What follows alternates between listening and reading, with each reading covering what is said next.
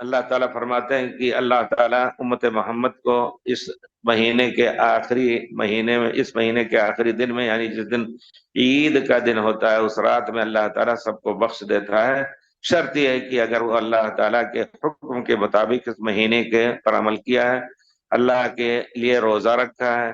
من صام رمضان ایمانا واحتسابا، تمام گناہ معاف ہو جاتے ہیں۔ ومن قام رمضان ایمانا واحتسابا غفر له ما تقدم من ذنبه، جو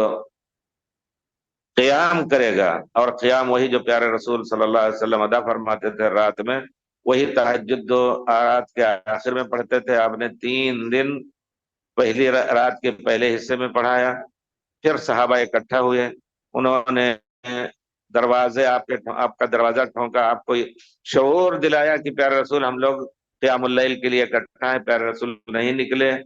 کیونکہ آپ کو خوف ہو گیا، یا آپ کے رحمت للعالمین کی ایک دلیل ہے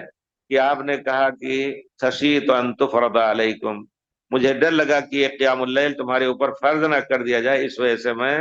نہیں نکلا، اب تم اپنے طور پر پڑھو۔ تو یہ جو ہے یقیناً ایسا عمل ہے